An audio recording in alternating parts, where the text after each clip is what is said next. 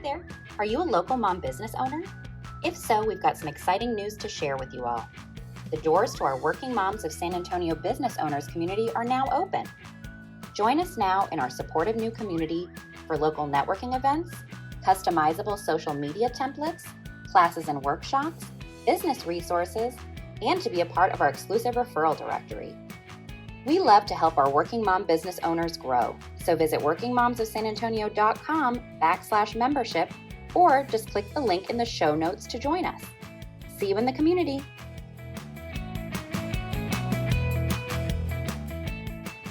We're Erica Radis and Marie Lifschultz, a San Antonio area realtor and lender, but most importantly, we're working moms. The goal of this podcast is to provide support and a sense of community to San Antonio area working moms like us. So join us in trying to find a balance between career, family, and everything in between. Welcome to this week's episode of the Working Moms of San Antonio podcast. We're here with Brittney, an interior designer, and we're going to have her talk about all of her work and her life and just turn it over to her. Hi, my name is Brittney. I'm the owner of Signature Styles by Brit. I just started my design business back in December, but I've been designing long before that. I worked for Home Depot for 10 years as a designer for kitchen and bathrooms. And so a mom, I had to put my career on pause. And then we recently decided to do renovations to our own house.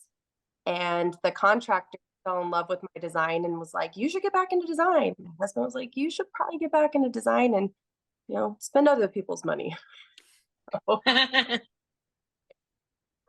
So here I am back into design, and I'm building my network of contractors and my relationships with real estate agents and homeowners. Yeah, that's great. So have you always loved design? I know you said you've been doing it for so many years, but is it something you even liked when you were younger? Just sort of like the aesthetics of, different aspects of life? I found myself drawn to the design aspect of the Home Depot. The store manager actually kept catching me going over there and giving people input on their projects. And so he decided to promote me one day and sent me to the corporate office for some training. And then I was able to be a designer up in Washington State. So yeah, I've always enjoyed helping people with their projects. I was able to design for the 1%ers up in Washington down to that wanted to do it themselves. And it was a lot of fun being able to help everybody in between in all budgets. Well, I think the redesign aspect of life has changed a lot since COVID. Like a lot of people trying to revamp their homes because of being home more often and enjoying your space. I know we did. We went through a huge renovation and actually sort of going through it still. Renovation's fun, but not when you're going through it yourself. But it made the space like, I'm like, hey, I have some money I want to spend. I want to invest in my home, and I want to make it a space where we like to be, so, and kitchen and bath and stuff like that are a huge investment when it comes into your homes. So like it's one thing that when you do something to your home and you modernize it, it does add some value, right? A lot of times people think that when you do some renovations, you get dollar for dollar in value, and it doesn't always end up that way, right? But kitchen and bath and done smart and correctly is very, very important when it comes to, your homes. Yeah, absolutely. I did notice a lot of people were investing in their spaces, but I don't blame them. In their home more. People are working from home more and want to have that nice, cozy, warm feeling. So I understand. Definitely. And Marie's right. I mean, whenever I'm talking to my clients and they wonder, hey, where should you put your money? Kitchens and baths are where it's at. Then third, I feel like is maybe flooring. But, kitchens and baths are where you get your money back. It's what draws the buyers to the houses. I mean, it's the first thing they notice almost, I feel like. And so that's kind of cool that you are specializing in that. But do you do other aspects of home design as well? Like kind of the whole deal? I can do the softscapes. It's not my favorite. I'm really drawn to kitchen and bathrooms, the hardscape and seeing something go from what it was before through the whole construction process and then to when it's finalized. It's Mm. kind of that stays on, or the piece that stays for a while. Like your softscapes can change, but your kitchens, typically you're not going to change them for a few years. So that's the cool part, is like my art, my vision gets to stay in its little space for a while. Brittany, do you have your clients ever ask about, like, I hear a lot like, hey, this is no longer in style, or this is no longer this changed. I know like the color of cabinets was a big thing for a little bit, right? I think color is great. I love color. But is there anything like for our, since our audience is working moms, things that you would like, hey, this is something that would help make life easier. This would make it, be more pleasing to be in the kitchen or and stuff like that. Like, keeping it within, I guess not trendy, but that's what am I trying to say, Erica? Like it lasts, not lasts a long time, but it's something that, hey, this is always going to be useful for in design. Yeah. Well, I mean, the right colors in the right space is always going to be helpful too. And Yeah. paint is an easy fix for a lot of people. And most people don't realize this, but if you like your layout, you can always just replace the doors and paint them. So if your doors are a little dated, you can paint them. If you don't like your backsplash, that's an easy fix. But if maybe it's not in the budget right now, there's paint that you can paint on your backsplash tile. Same with the flooring. Mm. Your tile, there's a typically like a cure time about 24 to 48 hours, depending on the material you select for paint. Uh, but you can definitely change a lot of things without having to tear out just by paint. Yeah, that's interesting. I didn't know paint like that existed for tile. And I guess Yeah. when I think about it, I think like, would it just like come right off? But obviously with technology now, they've got so many things that you can do differently than you could years back. Paint now that you can redo your furniture with. So you can paint your leather furniture or your cloth furniture and change it. So some people can't afford to, reinvest a couple $1,000s into their furniture piece, but you can paint with a couple $100s and make it brand new. So there's all out there with paint now. But I was actually talking to someone about that recently. I can't think of who it was, but we were talking about like they'd rather have older pieces, whether it's cabinets, furniture, because they're made a little bit better. They're not particle board. Like they'd rather thrift in a sense, or keep their older pieces and help revitalize it by either restaining it or sanding it or whatever else you do to it, paint it now, but to make it more of a modern piece, but keep the old because it's good. Like I prefer older homes because I think the bones of a house is better when they made it back a little bit, like, longer ago. Yeah. But versus the new home today, I like older homes and the way they look. And you can always cosmetically change a lot of things in your home to make it more modern. Yeah, absolutely. I think adding your older pieces in with newer pieces is cost effective, but it looks really nice. And you get Yeah. the down pieces. I have my great grandfather's buffet table that I'm able to incorporate into my house. So if you can get a nice solid piece of furniture and make it work in your space, absolutely. You don't have to buy brand new. It's all about figuring out what is in your budget and what you like aesthetically and working within those parameters. Yeah, that makes sense. I'm so curious because trends change so much. What are you seeing right now in terms of like, what are people asking for and what's trendy and popular more so now? So I'm seeing that the gray tones are going out and it's more of the deep, rich jewel tones. So you'll see like in the blue cabinets, deep hunter green cabinets, or the softer green, like sage is coming in again. Yeah. Grays are kind of fading out. Not that there's anything wrong with the gray. It's just a new color palette is coming in. Yeah. Those are my favorite. I love kind of the moody tones. My office is dark blue, obviously. And I don't know why. I just like it. It makes me think of like old libraries and things. That's my favorite. Yeah. So, well, cool. That's great. I'm glad that stuff's coming back in. As being a realtor, I'm curious if we'll see it carry on into like I feel like people that design for their own selves obviously do things that people that design to sell. Like we're told like, hey, they're supposed to keep things real neutral and it's got to be, kind of a blank color palette. And so I'm curious what we'll see roll into the sales side of things as opposed to this gray that we've been seeing for years and years. Yeah, that is curious. I mean, I could see the reason why keeping it more of a neutral palette, because people are able to visualize themselves in spaces, and it's hard to visualize in, bright pinks and purple walls. So I can understand that. Yeah. I like the jewel tones. I have a lot of blue at my house right now. That's what we moved in from. I remember as a young child, the colors that we grew up in when my parents finally bought a home, it was pink. There was pink everywhere. Our bedroom was pink, the kitchen was pink, everything was pink. Like not like the bright, deep pink, it was like Pepto-Bismol pink. So I'm glad we're not in that color palette. I hope we never get back to that color palette again. Yeah. I remember in our first house here in San Antonio, our carpet was like hunter green. Like the whole house was green carpet. It looked like grass. When you're little, you think that, you know what I mean? I was like, what is this? Yeah, it's fun, the different trends and coming in and out, with homes. I bet, and like being in real estate, you get to see all of them.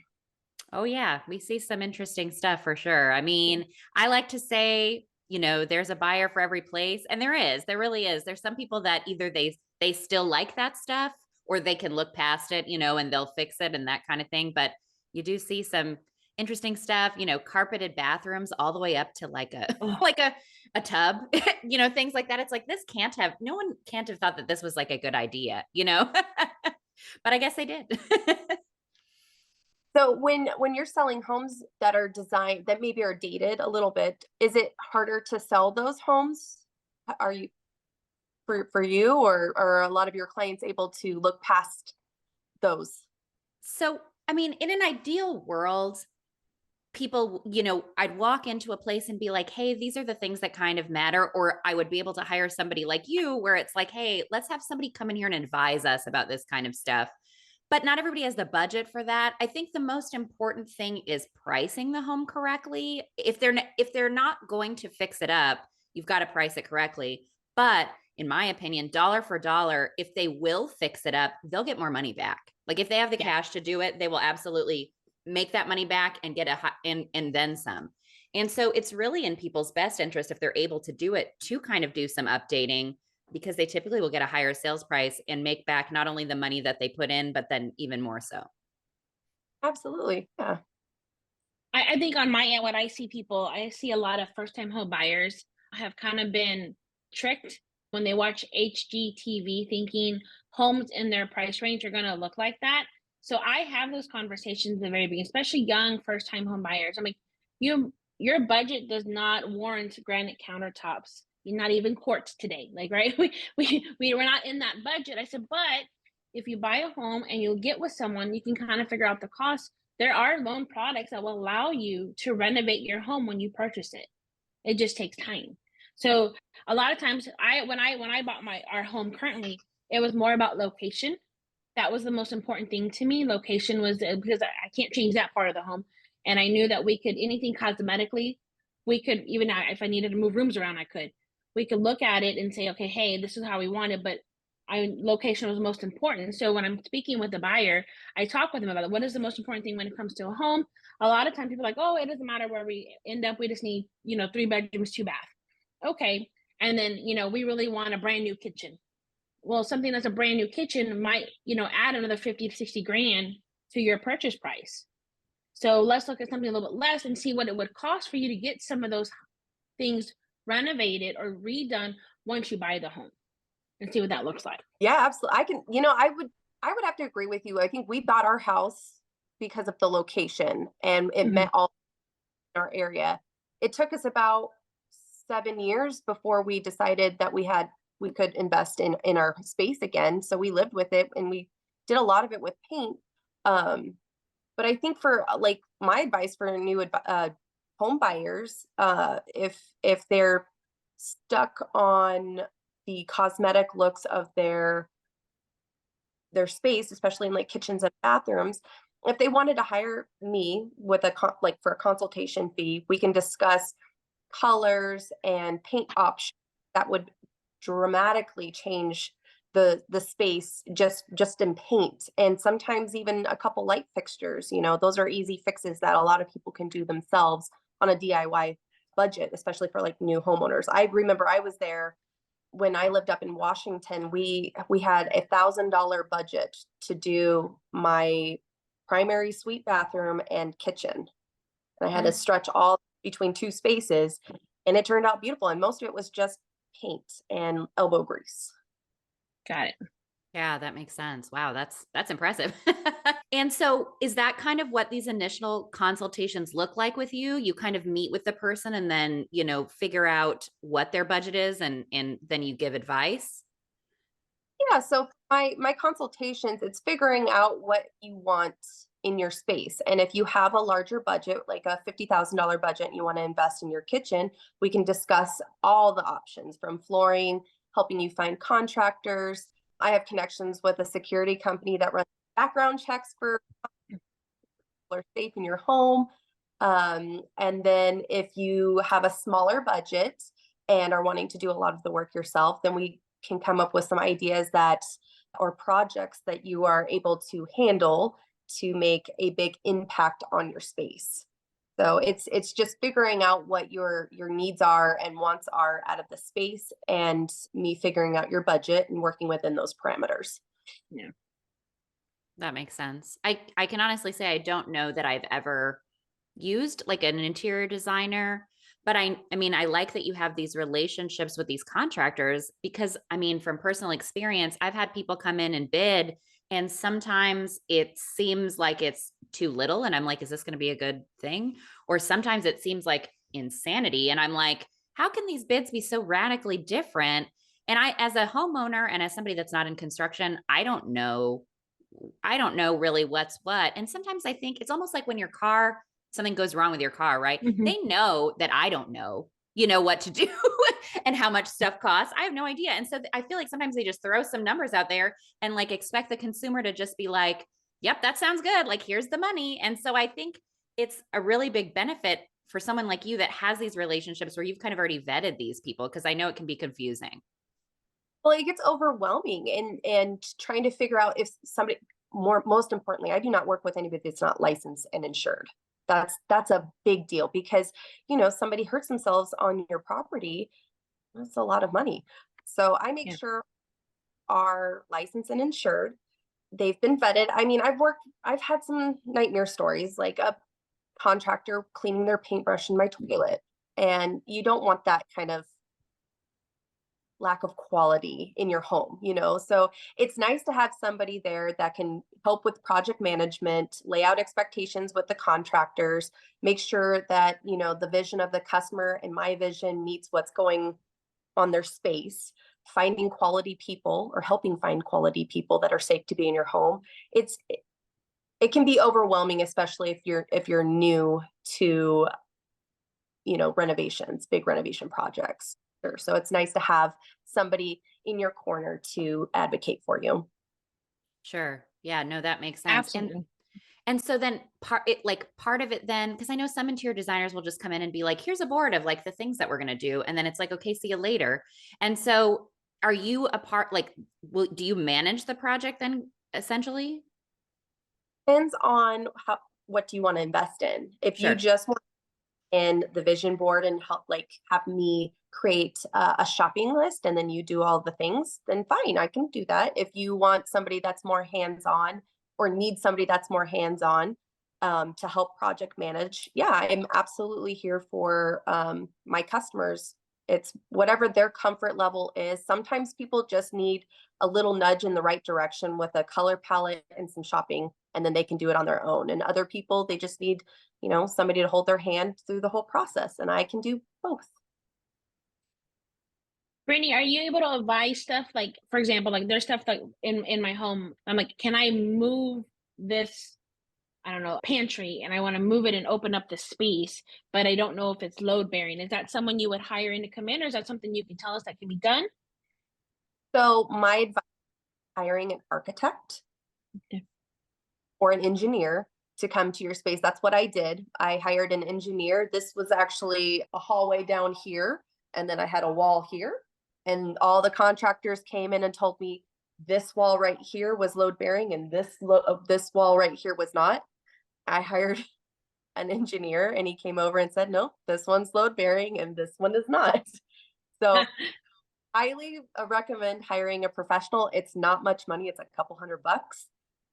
And then you pay a little additional fee for their report, and then you hand that over to your contractor, and then they will install according to what the engineer or architect advised. And then say, okay, well, we can work within these parameters. It says like, this is load bearing. You're going to have a beam here. Let's make it look like wood, so that's what I do. Awesome. Yeah, that makes sense. And that's a little concerning. I know I've had contractors come in here and be like, oh yeah, no, we can do that. It's totally fine. And then what if you can't? And like, what if, I mean, the errors could be quite severe, Listen to all the guys that gave me bids. My second floor would have sagged through. So it's very important to get to having the right people do the each of their little steps that need to be done in order to make sure it's done safely. Yeah. But homeowners and a lot of new homeowners aren't gonna know the channels you go through to making sure that your space is safe and that you're not, later down the road when you want to sell, it passes home inspections. Yeah, definitely. No, that's a concern. I mean, there's nothing worse than going through those inspection reports and seeing something crazy that has happened. Like, they've done something. I mean, honestly, but then at the same time, and this isn't me like dogging on inspectors, but at the same time, they only can see a certain scope, you know what I mean? And so they don't really always know what's happening in there. My house is a perfect example of that. We have a house from 1983, and it was basically like Frankenstein together by the previous owners. And so, we just never know what we're going to find when we open up these walls, it seems. Oh, yeah. We did some renovations in our bathroom, and we opened up a wall, and we like, this is supposed to be a supporting beam, and it doesn't go all the way to the floor. Like, what happened here? I can understand. They opened up my ceiling and saw that the previous contractors had channeled through some support beams. Yeah. So, fix everything in my ceiling and then bring it back up to code. But part of that is finding the right contractors to make sure that your best interest and your safety is like their primary focus. And that's important with working with industry professionals, not just finding somebody, on the corner or somebody's cousin that can do some work. It's really investing your dollars in the right people. Well, and I think hiring you, Brittney, it's a big thing because you not only give great designs, but you're going to educate your consumers, right? About, hey, this is the right way to do it. If these are things that you want to do, and it's major, let's say construction, we need to get these steps in place in order to do the design that we want to create together. So having someone in your corner to help advocate for you to say, hey, you know what, we really should get an engineer out here to check to make sure we don't move this wall or add this wall or whatever the case is. And it causes you problems like later down the road. Yes, absolutely. Are these kind of hard conversations that you end up having to have, like with people that maybe they do open up a wall and like, things have to be fixed? Is that something that happens frequently in your industry, would you say, or less frequently? Because obviously if a person has a certain amount of money for a budget, some of it's going to have to go to repairing things properly. And that's not the fun part of spending the money, No, it's not. It's when I first meet with people and I understand the scope of the project that they want, it's laying out the expectations and them understanding that timelines may run a little slower because some things have to be built, or you open up a few walls and notice that there's some major damage, and those are now your priority. And thankfully, if they hire me, I love creative challenges, and I come up with a few ideas on the spot, and we can kind of work around that to keep it within budget, but still keep the vision similar. So yes, it does suck having to spend some of your dollars to fix things that you're never going to see, Right. but it's do it right, because you don't want your second floor coming down and, plumbing to leak. And then all the work that you have invested is now being torn up again. And now you're spending double. Or, trying to figure out a proper layout yourself and then having to redo things again because like the flow isn't working, or you may have installed something too close to your range and now it's a fire hazard. So it's a conversation I have to lay out expectations at the beginning, just so that everybody's on the same page. Yeah, that makes sense. That's a good policy, I think, in many industries, right? If we can set expectations, I think we have less headaches. Well, we've seen some weird pictures. I've always enjoyed like, oh, if I design something, I come up and I want to do a DIY, and it's where you have the cabinets that you can't open both of them because they're hitting each other because you didn't think that through, or where you have a door that opens and you can't open your stove or something, where it doesn't work out because you didn't have someone help you design it.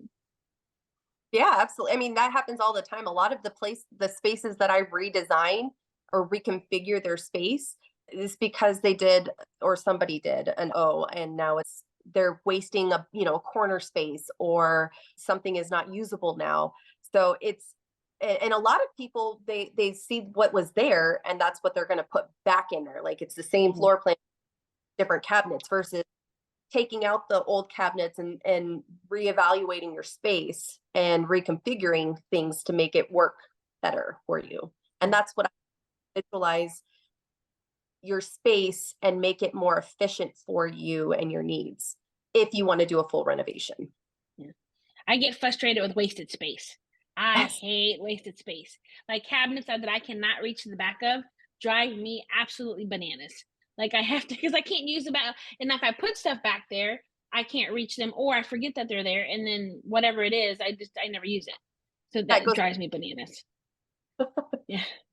But there's cool aftermarket parts too, like Rev a Shelf. Mhm. They can, pull out of your corner cabinets or pull down. So there's other pieces that you can help improve the wasted space. But if you want to do a full renovation, we can minimize any wasted space. Yeah. That's great. Well, so sometimes we do ask people on here what's their favorite thing, and your job seems so fun. I'm curious what your favorite thing is about what you're doing now. My favorite thing about it is making people happy and feel comfortable in their space. It's always nice when you get invited over and you get to see how they're living in their new kitchen, or if they're able to enjoy like their splash bathroom, and just being able to be that person that brings peace and joy in that little area of their home. Because designers do affect people's, we pick the color that make people happy, and it's really neat that I can be that person that you walk in and bring a smile when you see your kitchen or your bathroom. Yeah, that's so true. I love that. That's great. And that would just feel so rewarding to me, I think. you know? Well, I don't know about you guys, but I know like a bulk of like when we have family gatherings. So I have a large kind of grand room, but everybody's in my kitchen, always in the kitchen. It drives me bananas. I have this little small space where I have like a little, like where 4 people can sit, and all 20 people are trying to fit in that space because the kitchen's where a lot of families you live. This is where you enjoy your Christmases and Thanksgivings and stuff like that. So having a space that's enjoyable and that fits everybody would be awesome. But having that space that that you've designed to help people enjoy family time, because it's a big part of your home. I can tell you that. Yeah, absolutely. It's the heart of your Mhm. house. Yep. So I understand that. I love being in my new kitchen. Mhm. Yeah, definitely. Well, usually at this point, we kind of turn it over to you to let all of our listeners know how they can get a hold of you for your design services. Oh, okay. You can email me at Brit at signaturestilesbybrit.com, or you can find me on my Facebook page and just shoot me a little message and we can chat about your design needs. Perfect. Perfect. And we'll add that into the show notes as well so that people can click and get a hold of you. I just love this. I mean, we've had you on here once before, which if people are listening, they can go back to that episode when you were, talking about protective services and different things like that. But I had no idea that you had all these years of design experience behind you. And so I love this. I think this is so great. It's been fun doing it on my own and getting the encouragement to go do it on my own. I'm a mom, you kind of lose a little bit of your previous life and have to adapt into your new life. And that was me. I had to put my career on pause. I didn't have to. I chose to. It was a privilege to put it on pause. But now my son is, bigger and doesn't need me as much as and is in school. So this is perfect for me to kind of piece back my passions. Definitely. That's awesome. I love that. I love that for you. Yeah. Well, I just want to thank you for being on and sharing all of this insight. I think this will be a fun one for our listeners to listen to. And so thank you so much for being here. Thank you for inviting me back. I appreciate it. And then now I'll just also thank our listeners for tuning in to this week's episode, and we will catch you guys next week. See you guys next week.